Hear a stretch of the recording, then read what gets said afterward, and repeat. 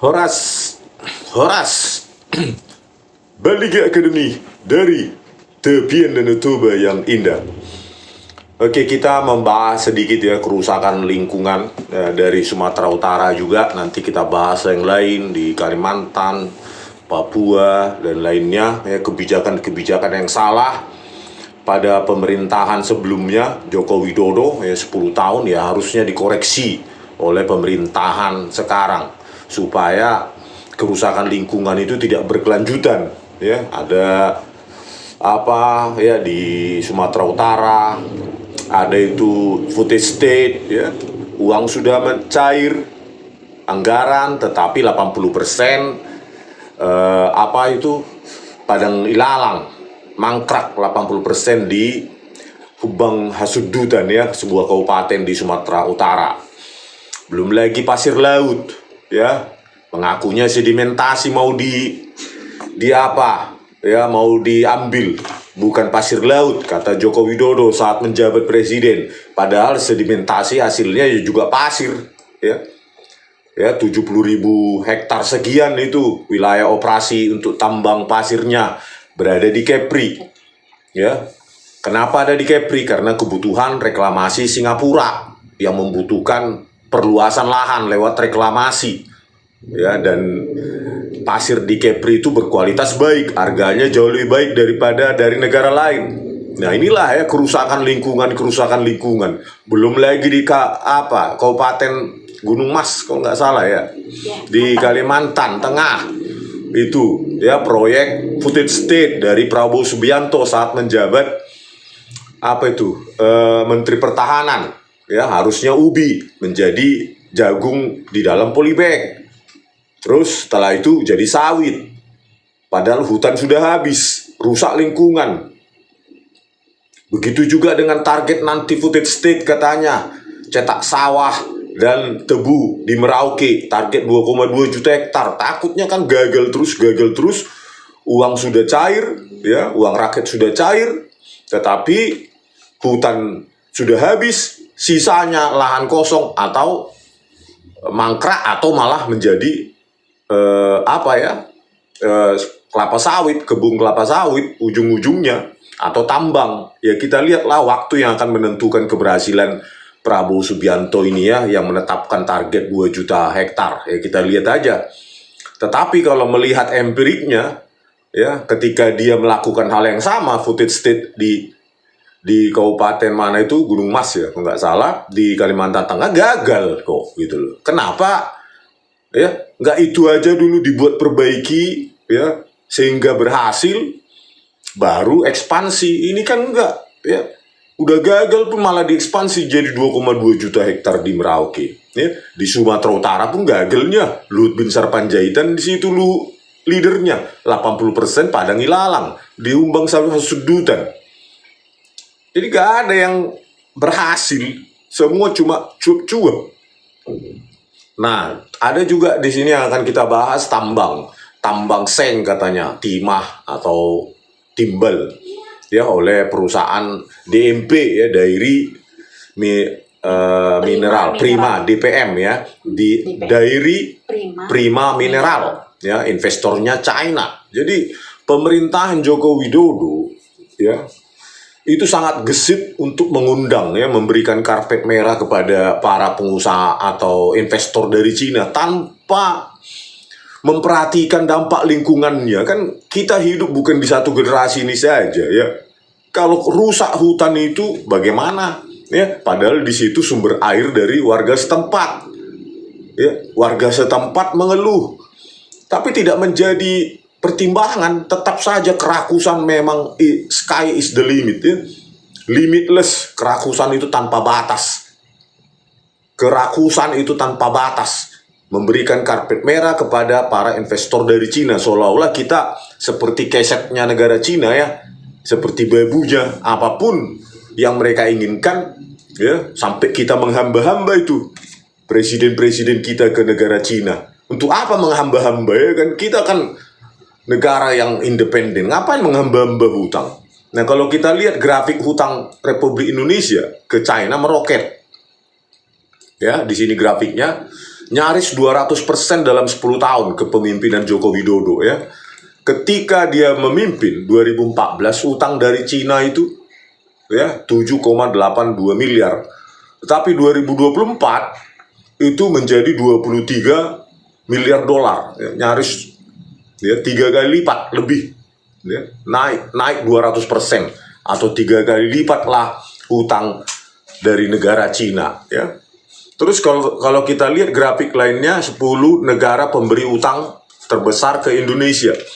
Pertama Amerika Serikat ya 3.150 triliun, Singapura 900,95 triliun, Australia, Jepang dan China 326,83 triliun. Tetapi kan Cina itu bukan negara yang kurang pintar gitu loh. Dia bisa saja proksi gitu loh lewat Singapura, negara-negara yang dijadikan dia menjadi proksi ya, Hong Kong dari Singapura ya. Bukan dari Singapura kan belum tentu uangnya orang Singapura, bisa jadi negara Cina yang memakai Singapura sebagai proksinya. Bayangkan kalau ini ditotal ini 1.200 triliun juga ya.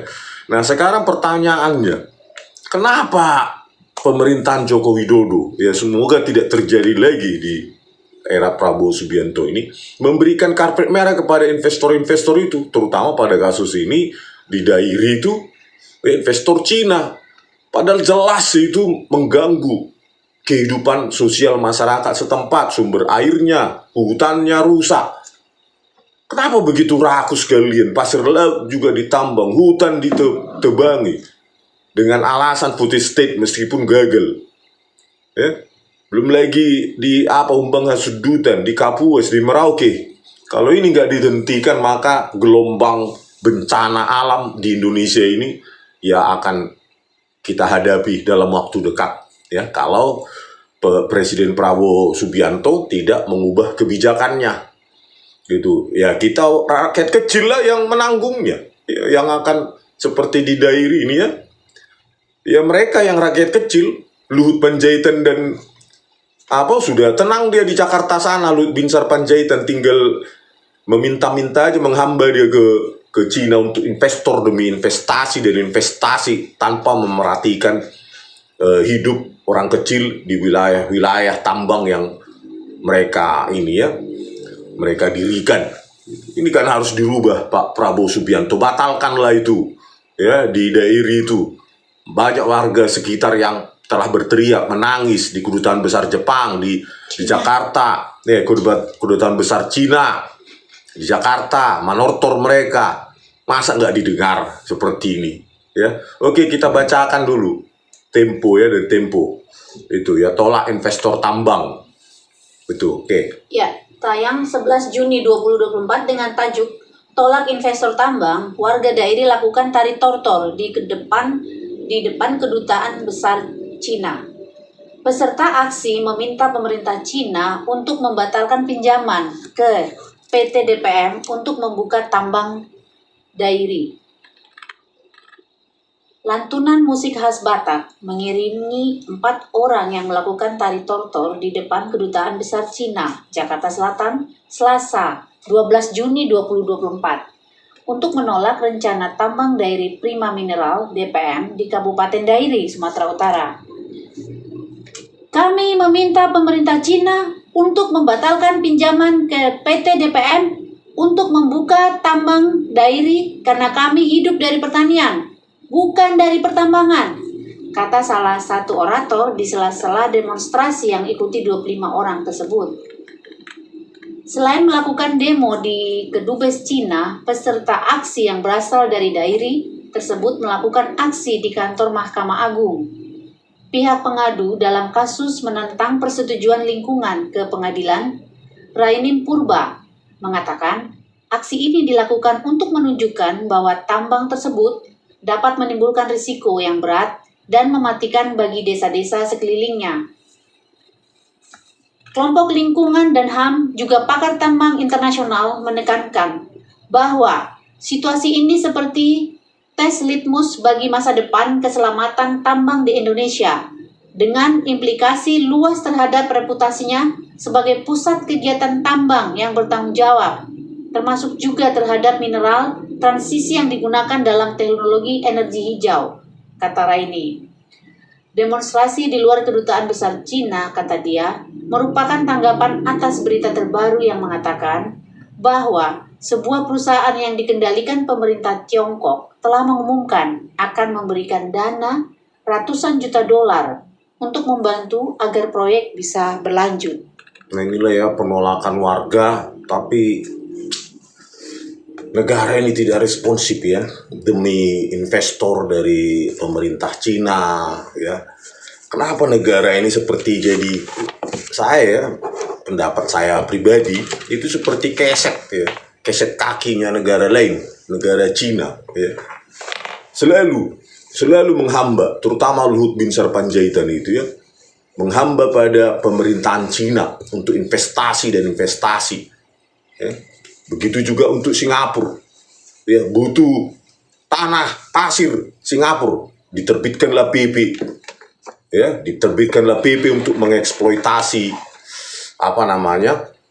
pasir laut, terutama dari Kepri itu ya, Kepulauan Riau 70.000 hektar. Untuk siapa lagi itu kalau nggak untuk reklamasi reklamasi Singapura ya, membutuhkan lahan yang puluhan ribu hektar untuk pengembangan hunian mereka. Jadi kita kok jadi bebu bagi negara-negara tersebut ya. Katanya kita negara besar, negara bukan pengecut.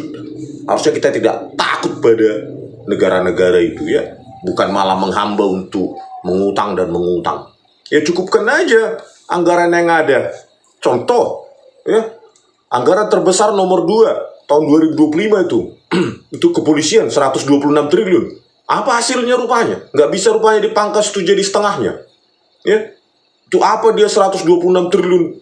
Nomor 2 anggaran terbesar, bahkan anggaran PUPR pun kalah. Nomor 3 anggaran riset dikti ya, untuk pendidikan aja jauh nomor 4 atau nomor 5. Untuk apa itu? Kepolisian kok dapat nomor 2 terbesar? Kan itu bisa dihemat harusnya, kecuali memang ada maksud memanjakan kepolisian untuk kepentingan politik ya, untuk kepentingan politik 2029. Untuk apa itu hasilnya juga jeblok ya, kepolisian terburuk se-Asia Tenggara malah dikasih uang besar-besaran. Kan lebih baik itu dihemat ya, tidak ada lagi perjalanan luar negeri, khususnya para pejabat yang nggak penting, anggota dewan, studi banding luar negeri, itu dihemat sehingga tidak perlu berutang, tidak perlu menghamba pada negara-negara itu. Itu kan harusnya Pak Prabowo ya. Sama seperti janji Joko Widodo pada tahun 2014. Untuk apa? Obligasi itu apa toh? Obligasi itu utang. Kan kita punya silpa, sisa anggaran 6-7 triliun. Ya kan? Tetapi hasilnya adalah ya jauh dari janjinya, malah jadi 8.000 triliun yang diwarisi dari pemerintahan sebelumnya cuma 2.600 ya. Dia menjadi 8.000 triliun, kan jauh itu. Makin banyak utang negara Indonesia, ya makin menjadi keset, alas kaki bagi negara lain ya. Oke, lanjut. Kami menuntut pemerintah China sebagai pemegang saham dari investor terbesar dan pengembangan proyek beserta regulator perusahaan-perusahaan ini agar segera menghentikan pembangunan dan pendanaan proyek DPM, katanya. Sebelumnya, pada 27 April 2024, China Non-Ferrous Metal Industries Foreign Engineering and Construction Co. Ltd.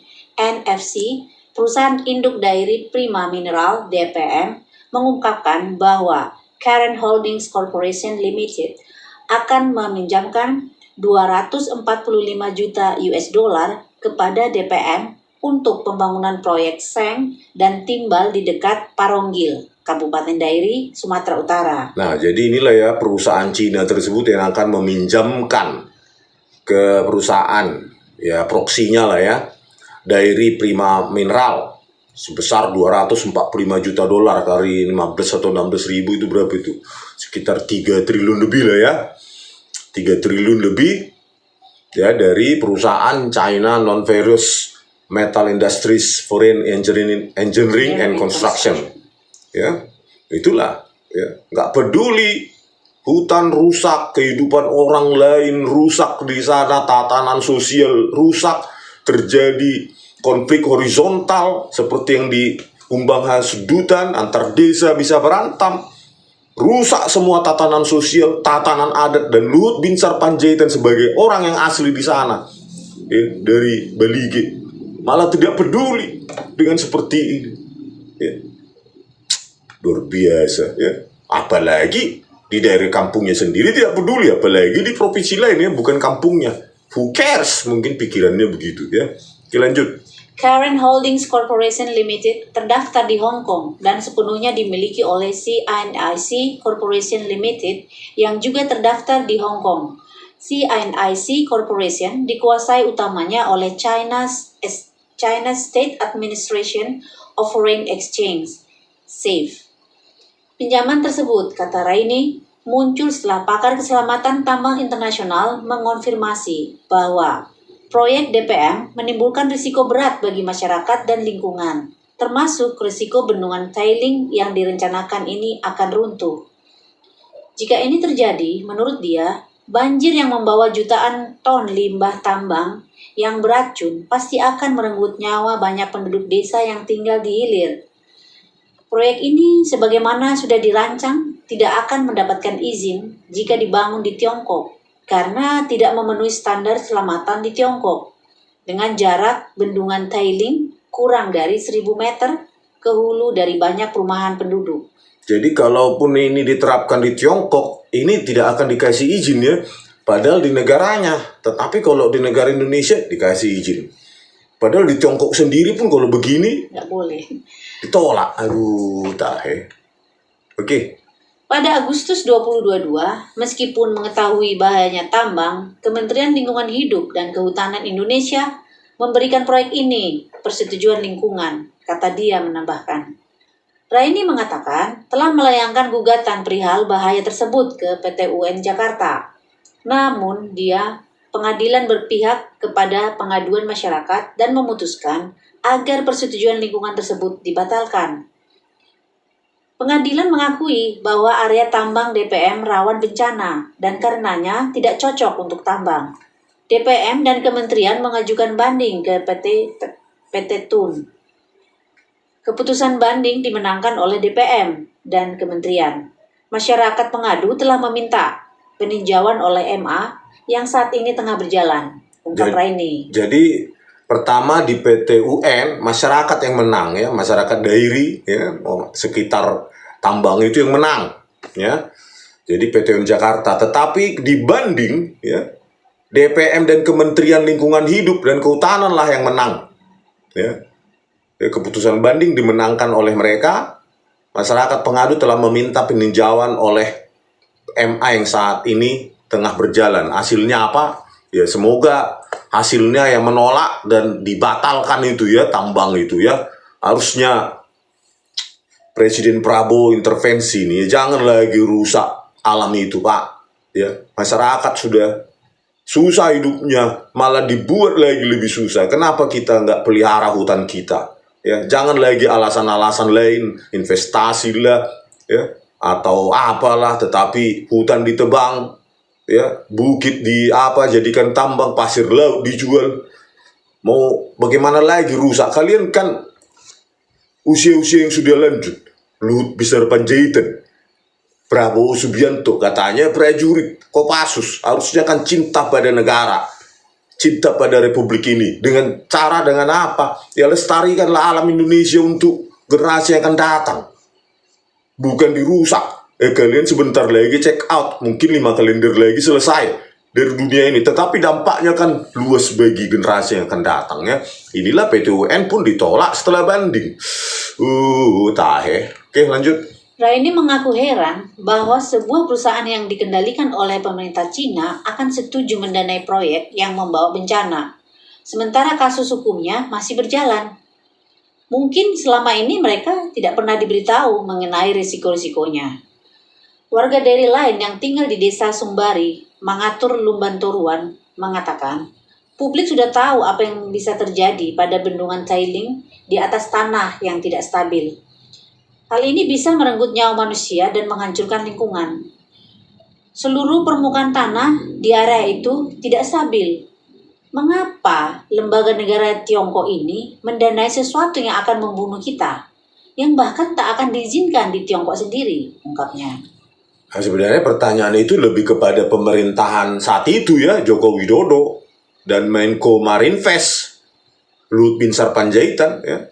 Kenapa disetujui? Kan gitu. Kenapa memberikan izin lewat Kementerian Lingkungan Hidup dan Kehutanan, kan gitu. Ya kita lah harusnya yang peduli sama negara kita. Ya, jangan kita harapkan Tiongkok, Singapura, Amerika atau yang lain. Ya kita lah sebagai penerima amanat dari rakyat. Ya kita harus melindungi rakyat kita, bukan diatur-atur sama negara lain. Oke, lanjut. Raini melanjutkan bahwa masyarakat dairi mengutuk pendanaan tambang DPM. Saya mengutuk Kementerian Lingkungan Hidup dan Kehutanan karena memberikan persetujuan lingkungan DPM. Seolah kedua pemerintah Indonesia dan Tiongkok tidak peduli dengan rakyat ataupun lingkungan. Memang tidak peduli kan.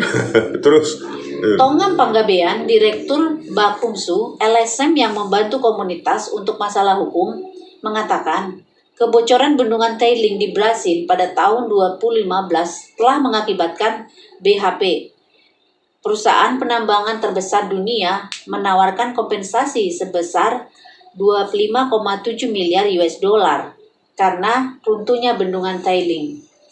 Ia menambahkan, runtuhnya bendungan tailing di Brasil mengakibatkan hilangnya 272 jiwa, hancurnya desa-desa, dan teracuninya sistem sungai. Para pakar sudah mengatakan bahwa bendungan yang diusulkan DPM dapat mengakibatkan kerusakan yang sama. Jujur, saya terkejut lembaga pemerintah Cina bisa ada di balik proyek DPM. Terlebih dengan risiko-risiko ini. Sungguh tidak ada manfaatnya, ungkapnya. jadi hal yang sama pernah terjadi ya di Brasil yang mengakibatkan hilangnya 272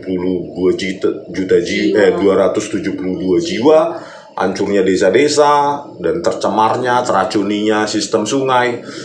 Dan itu hal yang sama mau dikopas di dairi ya. Dan itu diizinkan oleh Luhut Binsar Panjaitan dan Joko Widodo. Gak peduli mereka, hidup orang lain nanti akan terancam, sungainya, sumber airnya tercemar, teracuni. Ya seperti kita tonton di video di ini ya, di Tempo itu kan rakyat di sana mengeluh, ya airnya tercemar. Sumber airnya tercemar. Ikannya banyak mati. Gak peduli. Rusak gak peduli. Itu dia do tak amu nanti. Aduh, tai patang sohi doang mumpung arung jewetan. Oke lanjut. Muhammad Jamil dari Jatam, sebuah jaringan masyarakat yang terdampak penambangan di seluruh Indonesia, mengatakan ada ribuan orang di Dairi dan Aceh yang dapat terkena dampak negatif dari tambang DPM ini. Menurut dia, pembiayaan dan persetujuan yang diberikan kepada tambang yang terkait dengan bencana terjadi di seluruh Indonesia. Masyarakat tidak seharusnya menjadi korban dari keputusan finansial yang dilakukan secara gegabah, ujarnya. Perwakilan masyarakat daerah lainnya, Mangatur Lumban Turuan, mengatakan, belum terlambat agar investor dari China ini membatalkan pemberian dana ke PT DPM. Mungkin hanya kurang diberi informasi. Jika memang demikian, mereka seharusnya menarik dukungan mereka, kata dia dalam orasinya. Ya daripada berharap lembaga pemerintah Cina di sana yang peduli sama kita, ya harusnya ya Presiden Prabowo Subianto dan Ketua sekarang Luhut Binsar Panjaitan, Ketua Dewan Ekonomi Nasional. Ya batalkanlah, kalian punya power membatalkan itu. Itu loh. Daripada menunggu pertimbangan-pertimbangan dari negara Cina, ya mana mau tahu negara lain sama negara kita. Sama kita, tidak peduli kita sama negara lain. Kan itu hukum timbal balik ya. Harusnya kan Presiden Prabowo Subianto ini dan Luhut Binsar Panjaitan sedang menjabat ini ya, daripada rusak semua lingkungan itu ya, hutan habis, laut dieksploitasi, dirusak, pasir laut mau diekspor, mau ditebang lagi hutan-hutan. Sampai kapan kalian sadar bahwa lingkungan itulah pertama nomor satu ya. Banjir segala macam. Ngasih ke sudi. Kamu tokin naik mati nama. Judi sama kamu bok kamu hepengi. Iya bek. Dang marna saya molo hepeng do gabe target nih mulu. Dang ibu kamu hepengi tuh hamatean. 5 kali derai penga mati. Mak neng ibu tua. Tu dunia gejam. Ya bak. Sebelum check out harusnya kalian yang tua ini harus lebih bijak daripada kami yang lebih muda. Ya, perjalanan hidup yang lebih panjang harusnya membuat wisdom, habis hukum, kebijaksanaan dalam hidup. Bukan di driven by money, ya. Diatur oleh duit dan duit dan duit. Oke, sampai jumpa di video kami selanjutnya. Horas.